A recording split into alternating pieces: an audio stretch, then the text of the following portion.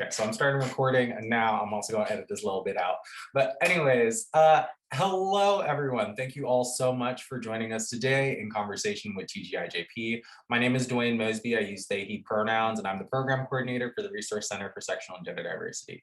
Today's event would not be possible if not for our co-sponsorship. So we'd like to thank the Commission on Student Wellbeing, the Black Women's Health Collaborative, Trans and Queer Commission, and also the Women's Center.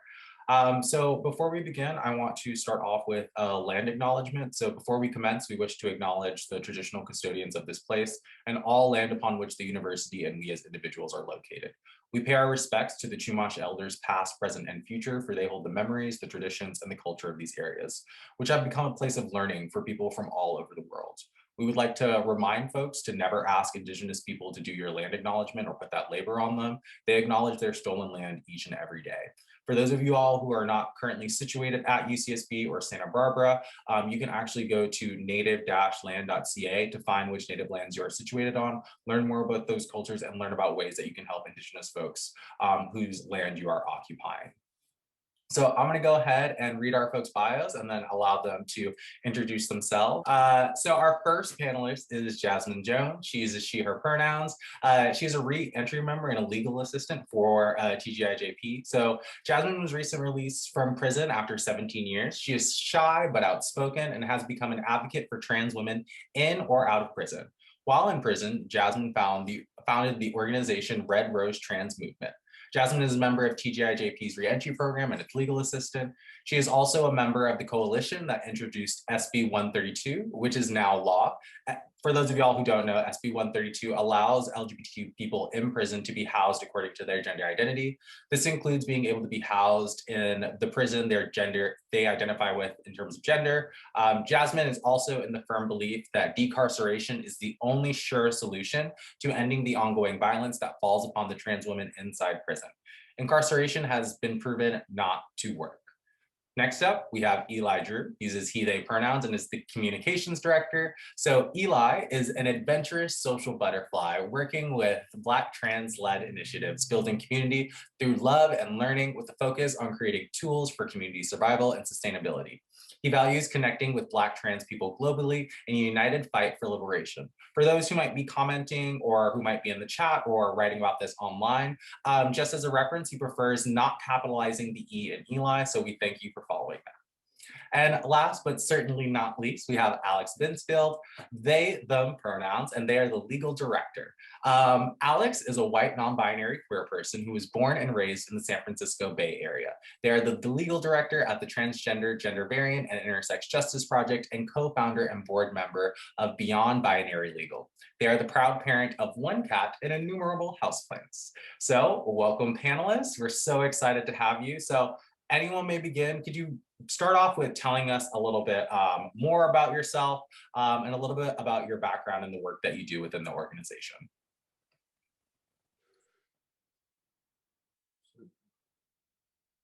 You want to start us off, Jasmine? Okay, so I'm Jasmine. I just finished doing 17 years in prison, and the work I do at TGIJP is try to help integrate or bring trans people from prison back to society and help them reintegrate themselves back into society so they don't reoffend. And so I think we try to help the trans community as well as just trying to help them find housing. We do a lot of support services for trans. And with me, I just try to assist my legal director as much as I can in whichever way she needs me in. And I'm just proud to be a part of TGIJP program. I was here from day one out of prison and been here, and it's been a great program. And so I think every trans person coming out of prison should have the opportunity to have a program like TGIJP to house them and keep them in a stable environment to where they can find jobs and be able to reintegrate themselves instead of being pushed out there and having no support. So TGIJP did that for me. They do it for everybody that comes out of prison, those that we can. And that's what I'm about. That's what I do. I try to do all I can to try to stay in touch with the girls inside, the trans people inside, and keep them informed on the latest laws or things of that nature that pertains to helping them get out of prison. Wonderful. Thank you so much. Eli, Alex? I can hop in. So as legal director at TGIJP, I do a whole variety of things. I have the privilege of being able to work with Jasmine, and Jasmine was one of our former Inside Leadership team members. So our Inside Leadership team is comprised of TGI folks in prisons, and they really lead what the legal team does as far as policy goes. So SB 132 was one of the bills that we recently worked on, which, as Jasmine says, allows TGI people to be housed in the gendered facility in which they feel safest, allows people to have the search preference of their choice as far as the gender of who searches them goes, and requires that people's pronouns and honorifics be respected by pretty much everyone in CDCR, which is in California, the prison system. And we also successfully passed AB 2218, which created the Transgender Health and Wellness Fund, which we are trying to allocate money into this year. We also have a mail program where we get like hundreds of letters in on a regular basis, and we respond with legal information and help. We do community organizing, we do it all, really. So it's a bit of everything, and that's what's really cool about this work is I could be getting an emergency call from someone inside and then calling people at CDCR, like demanding that they be transferred at that same day, or I could be just like talking with Jasmine about like what we envision for the next 5 years, and it really varies, and it's great. Thank you, both Jasmine, and thank you both, Alex. My name is Eli. My pronouns are he, they again. And as you all introduced, I am the communication director here with TGIJP. I am also a community organizer, like I said, that's involved in various like African trans-led efforts to build community in the fight for liberation. So a little bit like about myself and my background is I'm Black, proudly. I'm trans, also proudly. I'm queer, proudly. I'm disabled, proudly. And I'm from everywhere and nowhere. And so my first time being inside a prisoner jail, I was very young, maybe somewhere between like 5 and 7, and it was because I was visiting my mom's friend that was incarcerated, and that was due to the war on drugs. So that just speaks a little bit to like the direct impact I've had to the system, just starting so young. And then unfortunately, a little later in life, my father was incarcerated. And that was also due to the war on drugs, which, broke up my family. And then my mom was now a single mom, because the state like ripped them away. So then, I had that experience. And then I would say maybe another like 8 years later, I had my own experience with the prison industrial complex, like a very brief incarceration. And one thing, anybody who's done time, especially they don't care, anybody, they'll be like, yo, one day it's enough. It doesn't matter. They're like, it's enough. One day it's enough. So and then also I think that also want to talk about the experience of like the gender police. Like a lot of times we're talking about TGIJP as a like a Black trans feminist abolitionist organization, like specifically. And when we talk a lot about abolition, we talking about also abolishing other forms of policing that exist that are a result of colonialism. So that's like some of the core stuff, like how I approach the work that I do. A little bit about me is I got started organizing in the TLGBTQ community about 11 years ago. It actually started in the nightlife.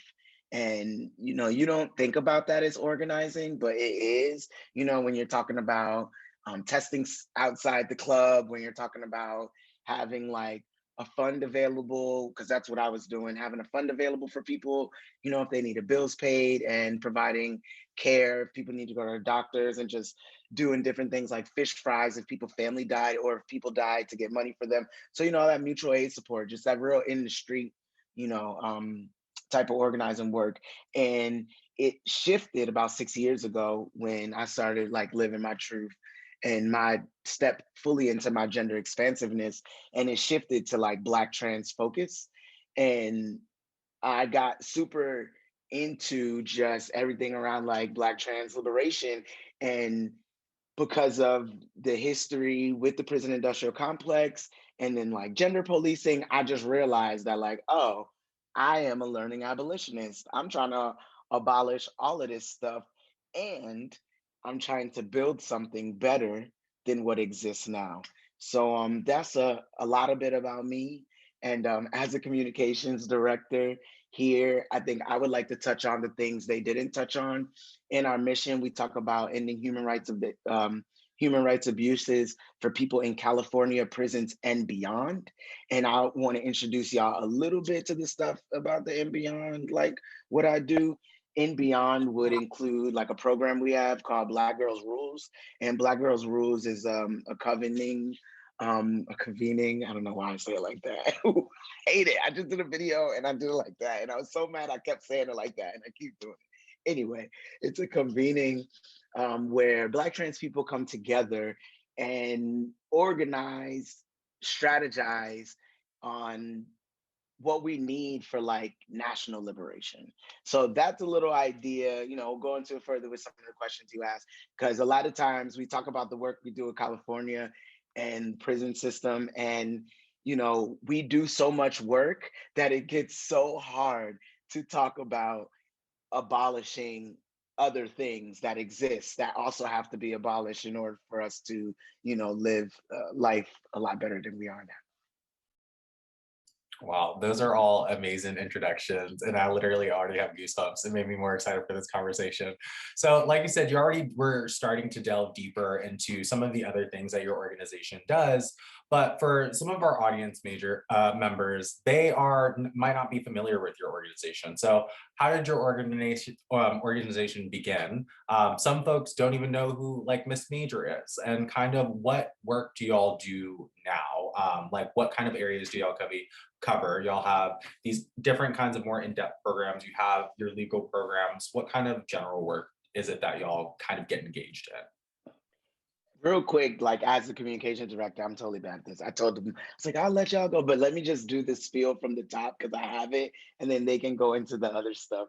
So TGIJP was founded in 2004, and it was founded with the help of the Soros Justice Fellowship from the Open Society Institute.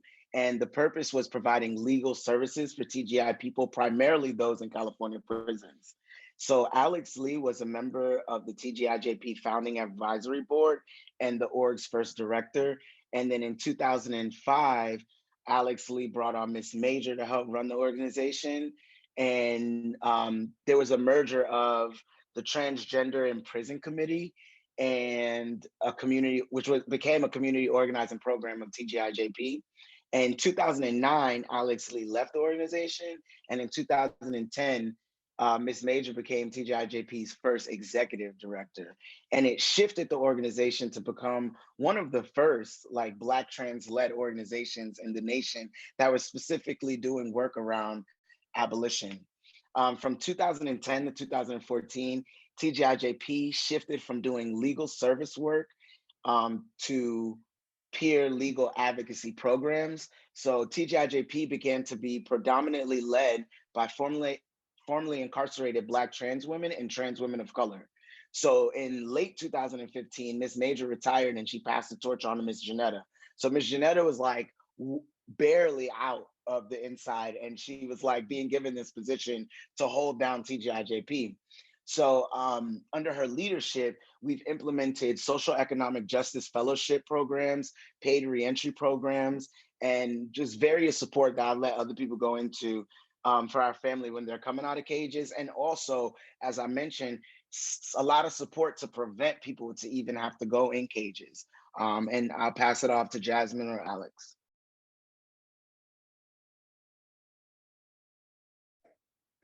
And so just to piggyback off of Eli.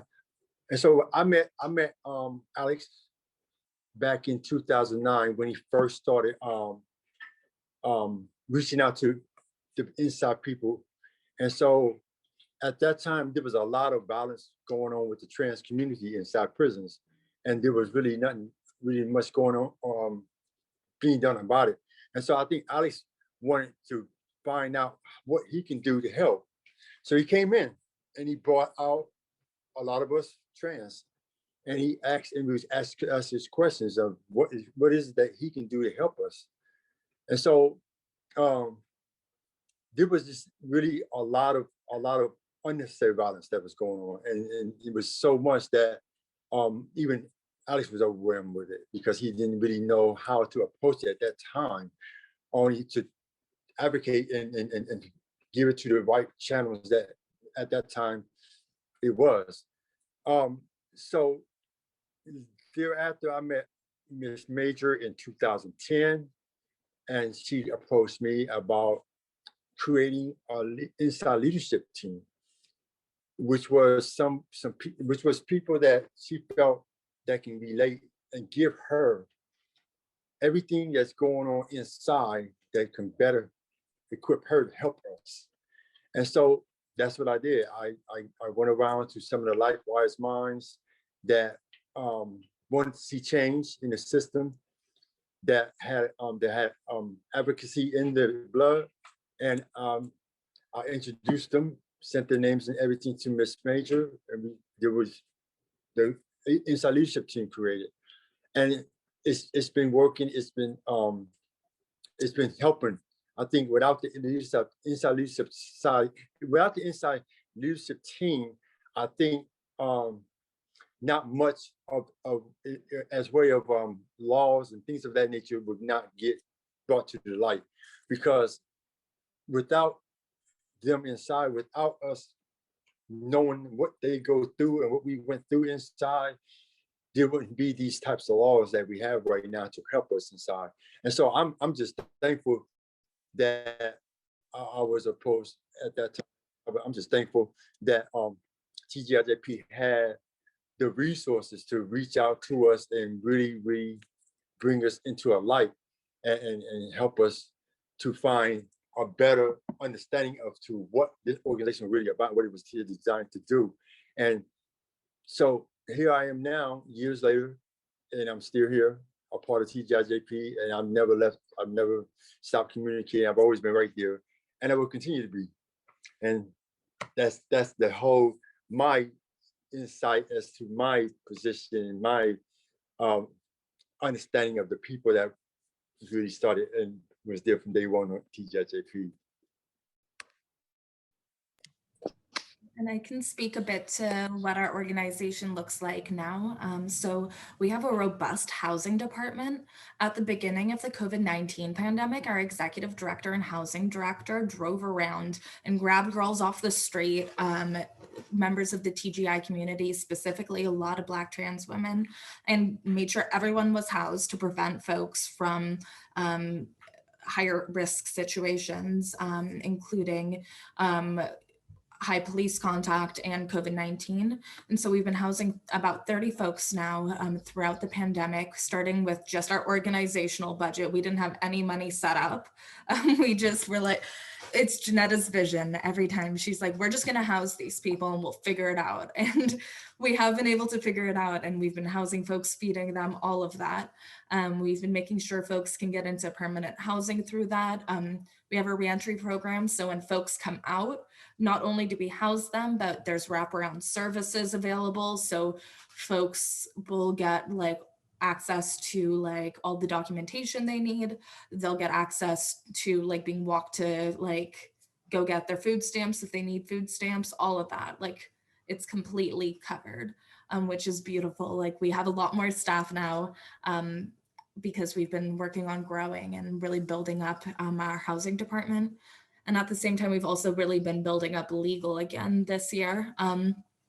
So our legal department model is not sort of a traditional like nonprofit lawyer model.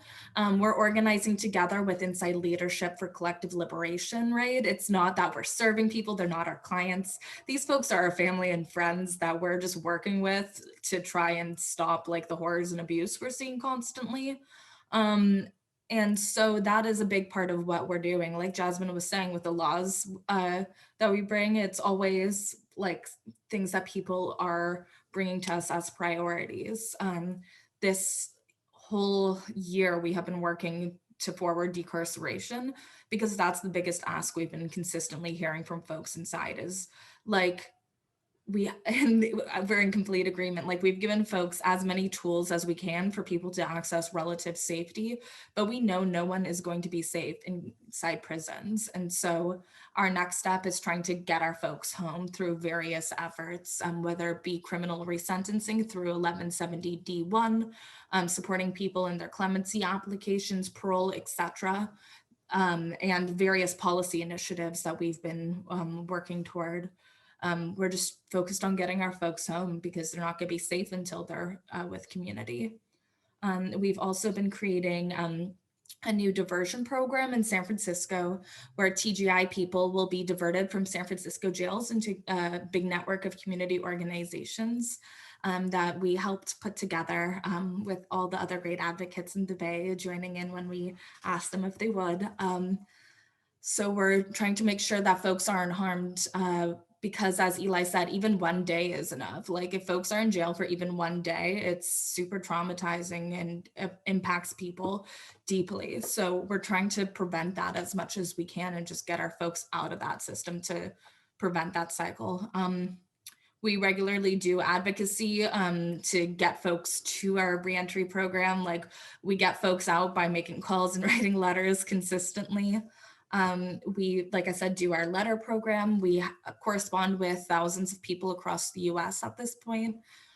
We have an extensive mailing list and do some direct advocacy for people who are facing issues that are like particularly difficult or that they can't find assistance elsewhere. We're currently litigating a case against the San Francisco Sheriff Department for torture of one of our members. And we are currently also working on a wide variety of policy initiatives. We're working to roll out SB 132. Jasmine has been instrumental in organizing with folks inside because we're working on like trans cis solidarity and facilities designated for women so that the cis folks are receptive to our folks coming in and that they like form solidarity against gender-based violence that is so prevalent within those systems and usually coming from staff. So that's a large amount of what we do. Eli is always there with communications, shifting those narratives, getting us to a place where decarceration is more and more politically viable.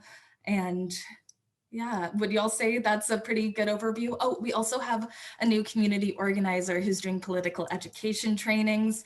We have a cohort of people that Miss Janetta is training up with all these life skills, de-escalation, medical intervention for first responder trainings, because our community is always at risk. Like, we got it on every level, right? I'm wow. I have more goosebumps than R.L. Stein. Like y'all are so amazing. Like, and it's such a robust range of programs. And I definitely want to shout out to Jasmine for your continued leadership and dedication. Like your commitment to the community is literally so inspiring. And just like y'all are amazing. So y'all specifically have been using the term decarceration. So where did this term originate? Why is it a part of the framework in which you're looking at when you're talking about the prison industrial complex?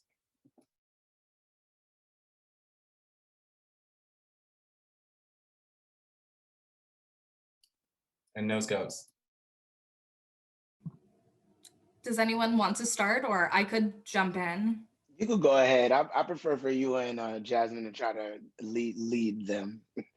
Jasmine, do you want to start?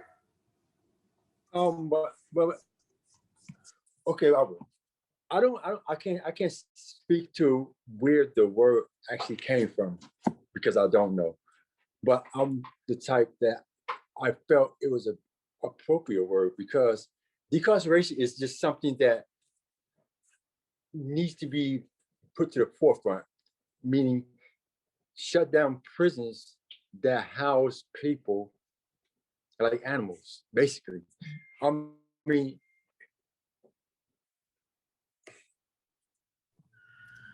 it's been proven. It's been proven over, huh?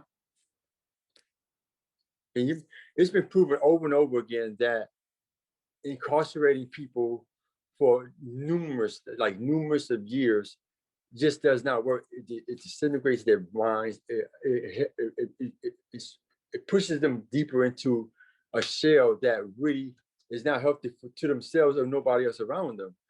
And so when we talk about decarceration, we're talking about just shutting down that whole industry that monopolizes of all people suffering, pain, and keeping them locked up for the rest of their lives. Some of them for absolutely no crimes they have yet to do, for crimes that don't need to be in there for life like that. So to have people locked up like trans people that go through the most and the bulk of the violence in there, and to continue to lock them up and keep them in cages to keep them subjected to that violence, I think is inhumane. It just is. And until we figure that part out and come to like-minded minds to say, yes, we don't really need these prisons, then I mean, we're really not helping we're really not helping our people as much as we should be helping them. I mean, we're helping them, but we're not helping them as much until we all get on that same page and say these prisons are no longer needed. They're just not. So that's what I stand on decarceration. It really needs to be done. Yeah, decarceration is a term that really came out of a lot of abolitionist organizing, and it's a term that has like not even just bipartisan support, but like support from everyone. It's been like workshopped a lot, from my understanding of national organizing on trying to get folks home. But our prison system is, as folks know, a system of racialized control that exerts gender-based violence on folks inside. And it is not safe for anyone. There's no way of like oversight. There's no way of getting it safe. There's no way of making it okay. So we're trying to get our folks home. And instead of like using systems that punish, we're looking at restorative justice models, transformative justice models. We're looking at healing and like community care instead of this punishment model. So because our folks are never safe, decarceration is just on the forefront of our minds at like all given times. Not to speak for everyone, but I'm constantly thinking about decarceration and how to get there, because our folks are just suffering inside. There's so many people inside, and we just need to get our folks out and home. So I think that's the big thing, is it's just a term that is like widely accepted by like Republicans for monetary reasons. They're like, oh, if we decarcerate, we save, like if we were to release 65% of the people in California prisons, the state would save over $5 billion annually. So that's a conservative argument, right? A like progressive argument is that folks are being tortured and it's a racist system of like control, and that this should not be maintained, and we should get folks out of it and put in like in place different systems that don't cause this harm. So I don't know, it's a word that has wide buy-in. Y'all did a great job covering it. I'll just, just piggyback off of it, and just very clearly to me, decarceration is a part of the process. As Alex said earlier, when we could provide the people all the tools right in there, but ultimately people in there just want to get out. So like, as a learning abolitionist on the outside, I feel like my primary goal should be getting people out. So that's why decarceration is so important. So thank you all so much for that. And now that we kind of have defined it for the audience who might not be as familiar with that term, so what does the pathway to decarceration look like? Y'all have talked about it in the ways in which you're pursuing it in your work, but what does that pathway look like, not only for y'all, but for folks who might be tuning into this, who are just the everyday folks? How can they also contribute to making sure that we are on that way to decarceration?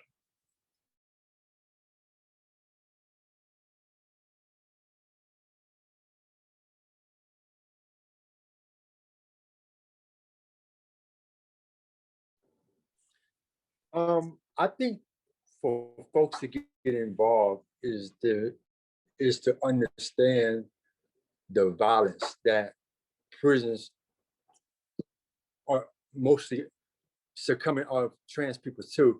They're the biggest population in prison that are not the biggest population, not I'm saying that, but the biggest population as far as who get assaulted the biggest of everybody. They get murdered the most, they get killed, they get hurt, they get discriminated against. And so people need to really understand that unless they know like forehand that trans people inside are no safer inside than they would be anywhere else.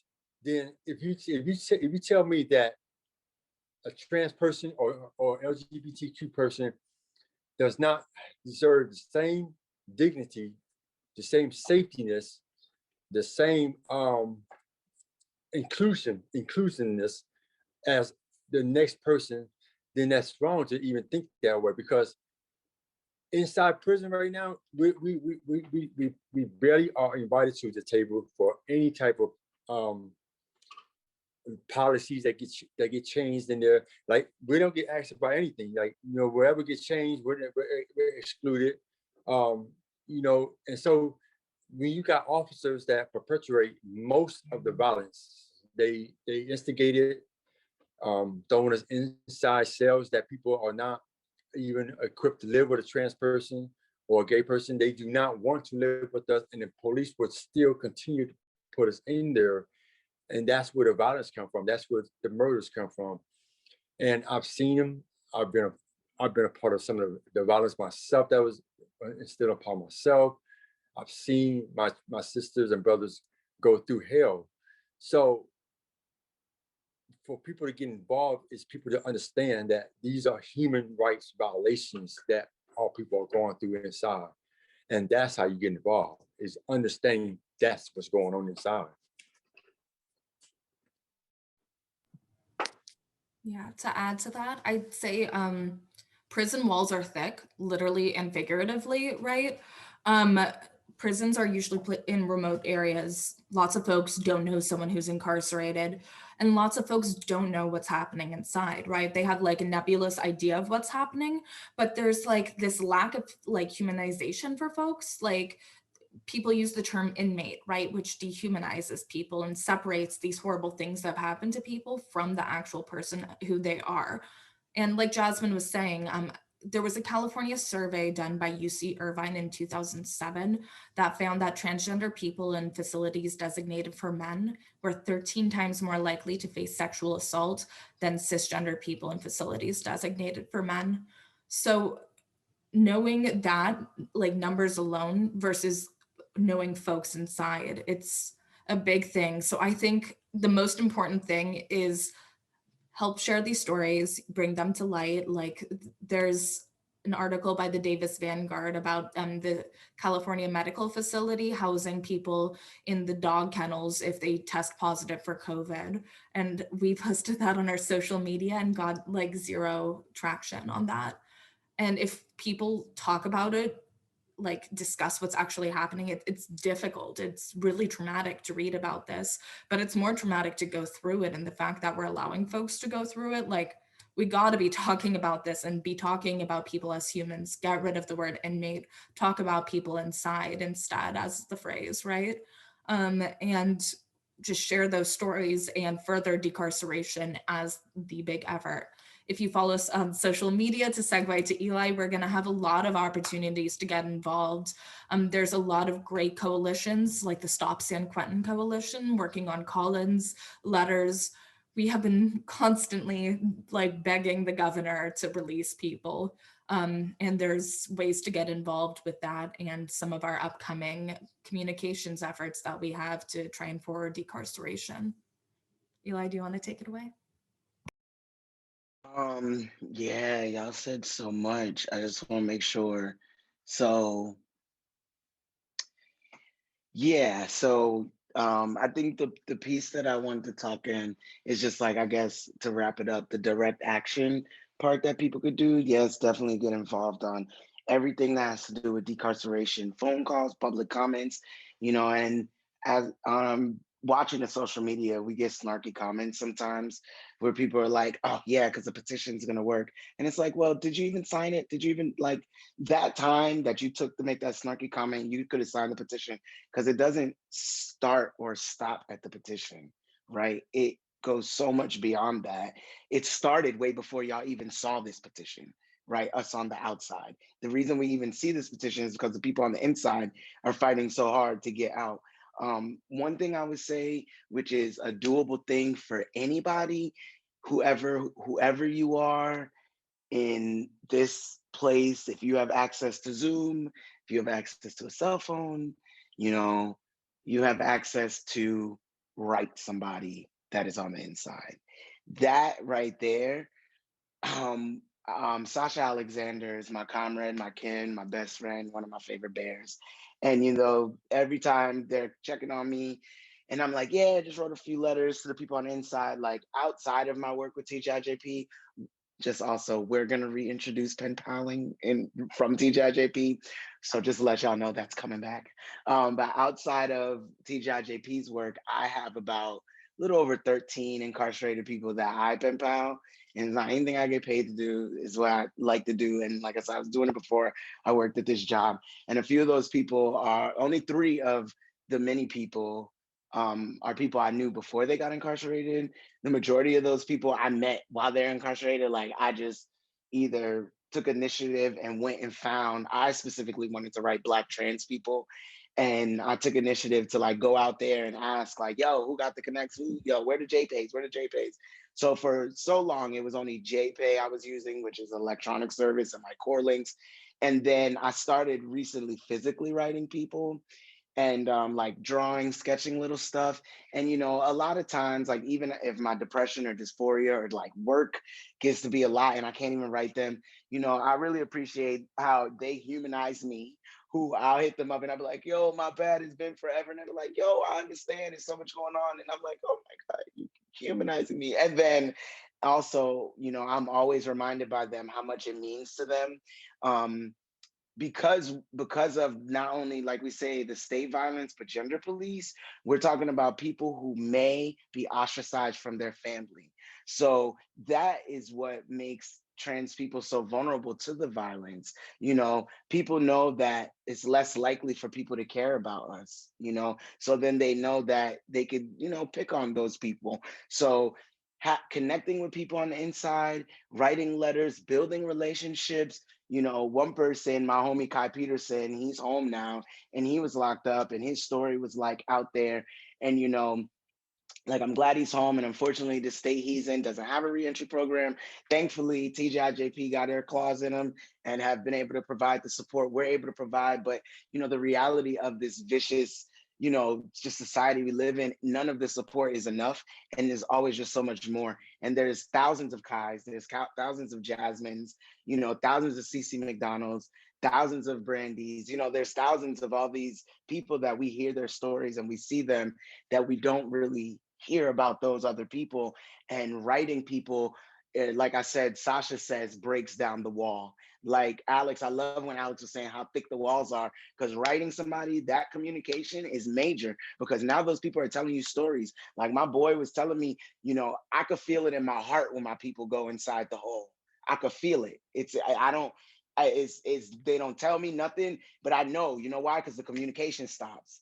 And if I don't hear from them in so long, people on the inside, they're not looking to isolate from the people out here. They're looking to connect. So if I don't hear from my people in so long, I'm like, damn, my man's in the hole. He wrote me a 10-page letter, while he was in the hole, so he wrote the letter in January. I just now got it in the beginning of April. So that also just tells you that disconnect. We missed out on speaking, communicating, but he wrote while he was there, like he marks the dates while he's there to get it out so that he can still, try to get it to me. So it's so powerful. Sorry, I was long-winded, but write people on the inside, set up you a phone call account, budget you a little bit of money. One account I use is about $4 and some change for about 30 minutes. You can make it happen. And that will just, we can't save the world, but if you just reach out to one person, it can make such a major difference.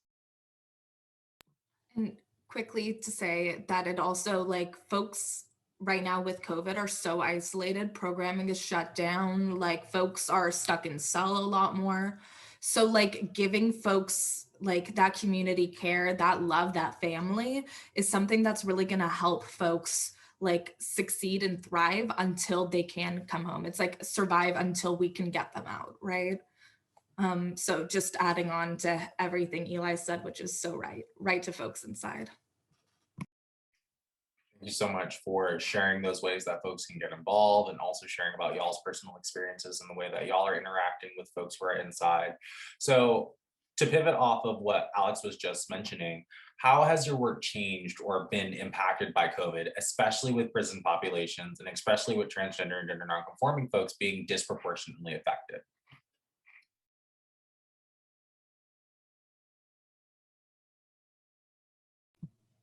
Well, let me I'll touch kick base. it off. Oh, go ahead. You want to go, Jasmine? Huh?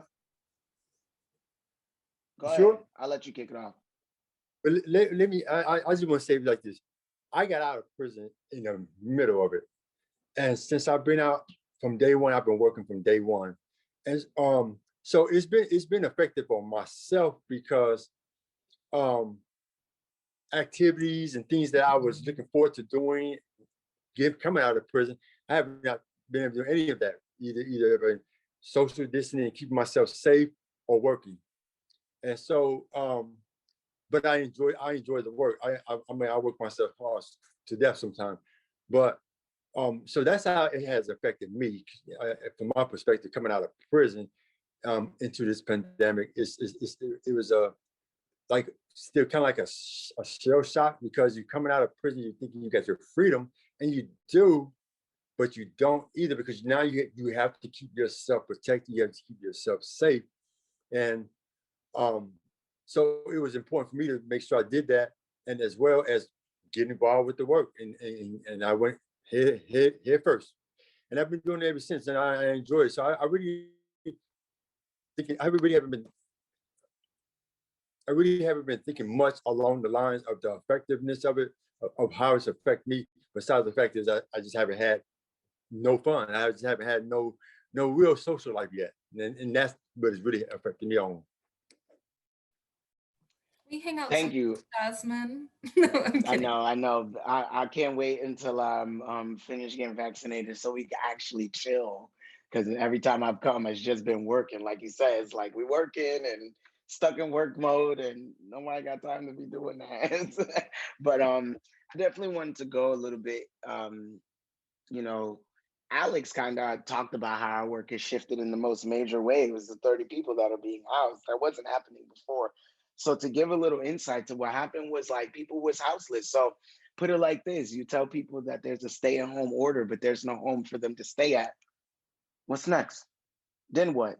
Then people are criminalized for being on the street. People are criminalized for not having access to the personal protection equipment, mask, or whatever it may have you, that this week the CDC is saying we need or don't need. So, because of the position of trans people, especially like Black trans people, Black trans women in society, because of the material position, that put us at a high vulnerable rate, like houseless people, very vulnerable still during this whole time, and not to mention, people dealing with their disabilities as well, so it's just a lot that's going on as far as the pandemic. And I think all it did was magnify These problems already existed. It magnified the problems that were there. And as Alex said, Miss Janetta jumped straight in front of it and was just like, and a lot of times there was hesitation from the team. I can honestly say it myself. There's times where I'm like, what are we doing and how are we going to do this? And there's a video that I just recently put out. If you go on our social media, and it's Auntie Dora show, Cayenne Dora show out there from New York, that has one of the first housing facilities that are like prioritizing Black trans women, which we don't hear of that. And she says at the end of the one video, she's like, sit back and let Black trans women do what Black trans women do. And of course, critically, we can just let people do whatever because their identity. But at the end of the day, Miss Janetta like really was hitting it, just going. Like, she didn't care where the funds came from. She didn't care because, and to me, I think within the nonprofit industrial complex, she is trying to combat it. Well, she is combating it. That's why she's not liked in a lot of places, because she's within it, right? But she's very defiant, like rebellious, and those are good things. And she said, these are our family, right? We serve these people. If we need to shut down for the safety of our people, what does that mean, the safety of the other people that are still our family? So a major thing that shifted was really providing the housing, because it pushed us more into where we're working on building our campaign, a capital campaign. And we did like a soft launch of it, but we're still working it up because it's such a major thing that we're trying to get our own building and own our own building. And, there's plans of having like the Black Trans Cultural Center. Miss Janetta was involved in the transgender district, coming out. But the thing about it is she's so busy with the TGIJP stuff that she don't even really get the focus on that. So through TGIJP, she wants to further build on the transgender district by providing TGIJP with a permanent building, like a building that is owned by this Black trans feminist abolitionist organization, where we can continue to do the work, because ultimately this will act as like a safe haven. Everybody watch Pose, or a lot of people watch Pose, and people watch Houses, and people watch the way they looked at how people moved in a safe way. This is our in reality. Like, this is it. Us doing abolition work, we don't have houses or anything like that, but we're trying to build a housing structure. And when we say housing structure, we mean something that houses our organization and all the work that we do. And in order to do that, we have to own it, because being a Black trans-led organization led by a Black trans woman that is formerly incarcerated, unapologetic former sex worker, we deal with the same discrimination people deal with individually as an organization, which gets really weird. Like, even in our housing of our organization, we deal with, non-equitable working structure. Like, if you saw where the legal team worked from, people would be like, wait a second, so y'all do all of that from there? Because that's how that was my reaction when I saw it. When you see the conditions that we work in to provide the people, it's no better than conditions that our people are in that we're trying to help them get out of. So that's been the major shift, is introducing this capital campaign and shifting in a way where TGIJP's leaders and members and families have more power over the things that we can do. Yeah, for me, the beginning of the pandemic, alarm bells started ringing in my head, and they haven't stopped, because of the urgency, because our families' lives are at stake, being inside congregate living facilities and jails. So Jasmine, thank God, was the first person we were able to get out during the pandemic, but it was just starting, and the level of alarm bells and urgency was unprecedented, because it's life or death for our folks. TGI community members are at higher risk for serious COVID-19 complications due to higher rates of illnesses that cause those complications. So we luckily have been able to get out 5 people from prison during the pandemic, and we've been able to bring home I can't even count how many people from the jails. I am constantly, what changed is we used to go in to the courthouse to catch people on their court dates.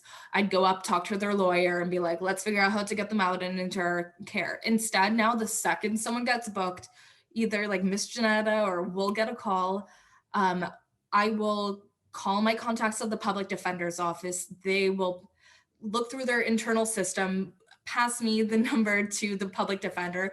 I will call that public defender on their cell phone number, like 9:10 at night, like, so sorry to interrupt, but my client needs to get out ASAP. And then we will make sure that the next day I have a letter to the judge so we can get them out before they're even, or like when they're at arraignment, and then get them into our care, get them housed, get them with all this stuff they need. So that's a bit how it changed.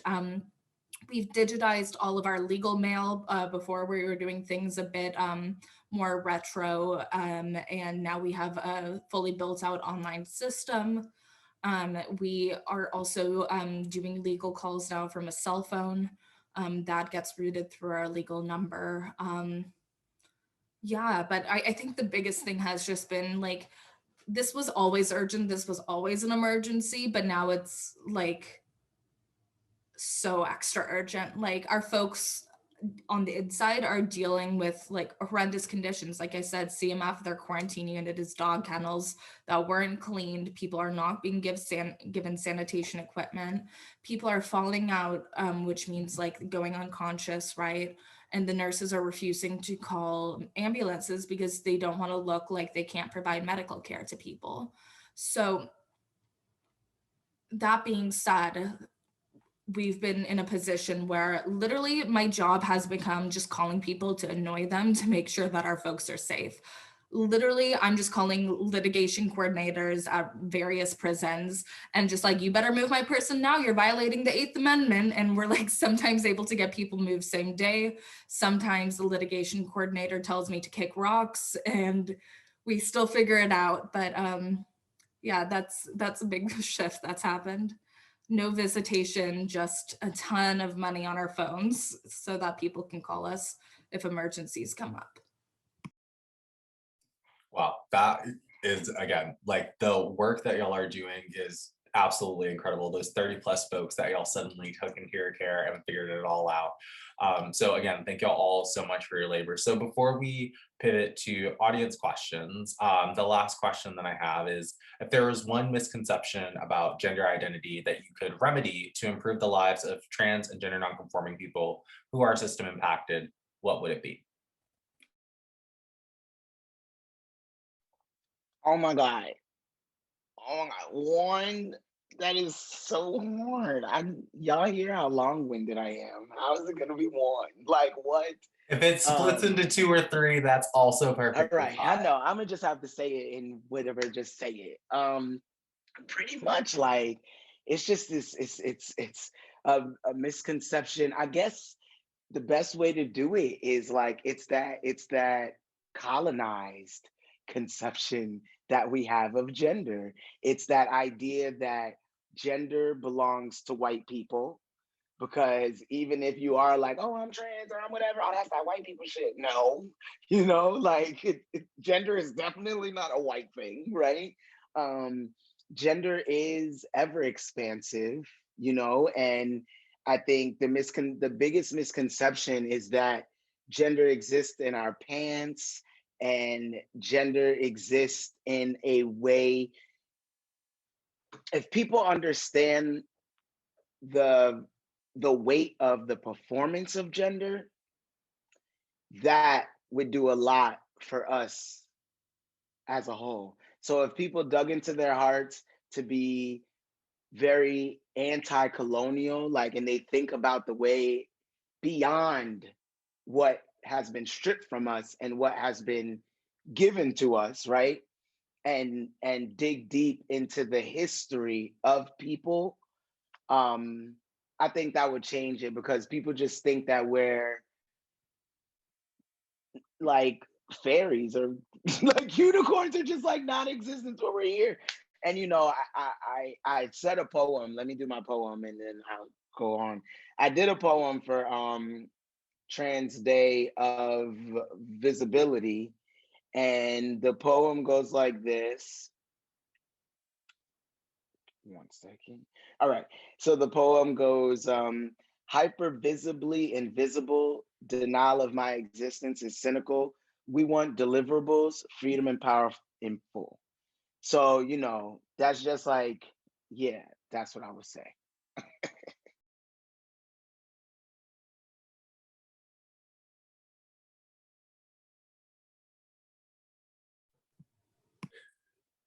So I think from my perspective, with gender, and I have to come from the inside because we had a discussion when I first was putting together the Red Roses, the organization, and we wanted to stand for something that all trans people will want to be proud to be a part of and get involved with the work we was doing. I think people want to be recognized as people. You know, if we didn't have to have transgender attached to our name, we would just want to be Jasmine Jones.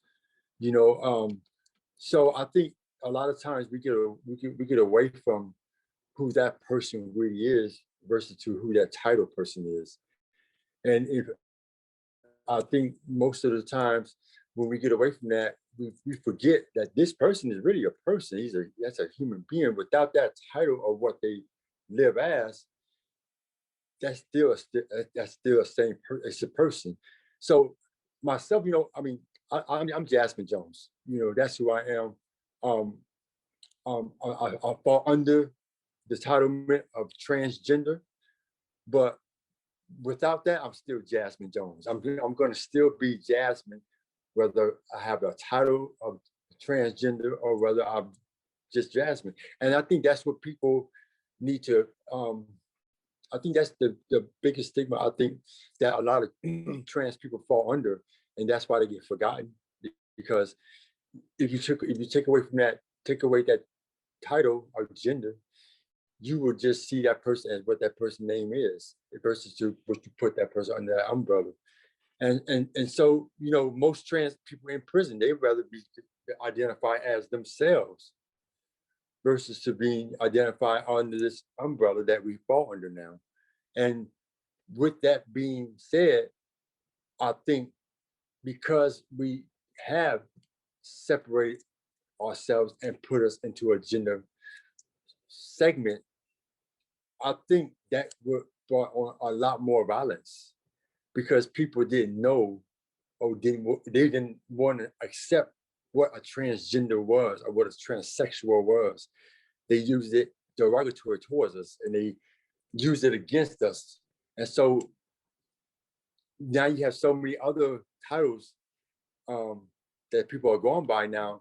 And I think people need to, I just think people just need to get away from those titles and just look at each other as just people, because that's what we are, we people. If without being a transgender, without being a non-binary, without being a lesbian or gay, that is still a person. And then once you attach yourself to that and that alone, then the gender part don't even exist no more. Way to bring back the humanizing theme, Jasmine. Yes. So I think for me as a lawyer, I'm gonna look at the word identity, and I think that's a big thing. Cis folks gotta have genders, and we have gender identities, right? And so I think it's like a lack of seriousness given to lived experience and like who we are, right? Because folks are like, oh, they identify us. And it's like, no, we are, right? So I think that's a big thing. It's just, we are who we are. Y'all have all been absolutely wonderful. Jasmine, your incredible leadership. Alex, your eloquence in explaining these really complicated topics. And Eli, your passion is just like, I can feel it. I can feel it through here. I wanted to add one more thing. Yes, please do. They said it. Okay. I think if people take nothing away from this, understand that when we talk about the TLGBTQ community, because I like what Jasmine said, a label is used to identify. we want self-determination and identification. So when we think about it like that, remember when people identify or label themselves, right? When they self-identify, that's what they're allowed to do. You follow suit. And I think that would like change a lot of things, because a lot of the argument is like, before I came out as trans, people will call me a boy before I identified as a boy, right? And I didn't like it then. And then I came out as trans, and now I'm being told how much of a boy I'll never be, and I'll always be a girl. So it's literally this game of people not allowing us to self-determine. And it goes back exactly what Alex says.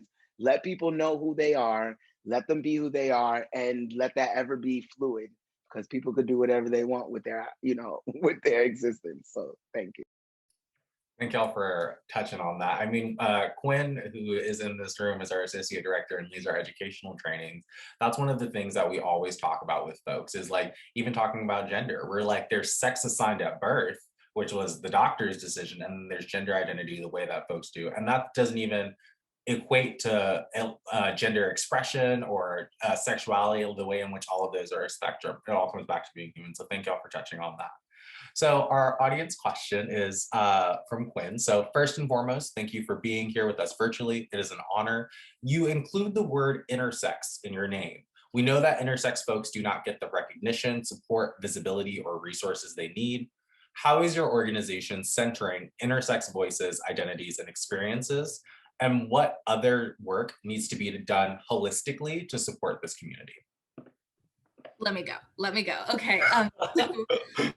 We are working in coalition for the California TGI Policy Alliance to bring, right now we're bringing a $15 million over 2 years allocation for TGI holistic health and wellness, including housing, all of that. And we're working together with a coalition led by TG&I folks and organizations. So all organizations are TGI led, and we are constantly working with intersex leadership to forward like the holistic, like TGI umbrella's policy needs. One thing. Two, we have a ton of intersex folks that we are supporting in California prisons and outside. The intersex community faces very similar and differing issues to T and G communities. A lot of folks are housed in prisons inconsistent with their gender, which often puts people at really high risk. And so right now we're supporting 2 intersex folks, one in California and one out of state. In trying to get transfers to the gendered facility in which they feel safest. So that is some of the ways that we're doing that. I would love to do more. Like, I don't know, I'm always stoked about doing more work for our communities. I don't know if anyone has anything to add to that. No, you really highlighted it. I think for me, it will be the accountability portion of doing more. Like, we can definitely do more to uplift. I think when it comes to anything on like a comms side, when people that are intersex are, speaking, we just pass the mic, to let them be heard and not speak for them. And I think Alex pretty much wrapped it up very well. Well, wonderful. Thank y'all so much for answering that question. Thank you for answering all of our questions. Thank you for joining us here today. Thank you for the audience members tuning in. Thank you for the folks who are tuning into our social media at a later time. We appreciate y'all. And again, this work doesn't stop here. This is the start of a conversation. So make sure that you're having that conversation within your circles, that you're sharing this video, that you're sharing materials talking about decarceration, and specifically talking about the ways that trans folks, especially trans, gender variant, and intersex folks of color are being affected by these issues. So with that being said, we appreciate y'all. We love y'all. Have an amazing, amazing day, weekend time, whenever you're tuning into this. We appreciate you, and make sure, above all, take care of yourselves. Bye.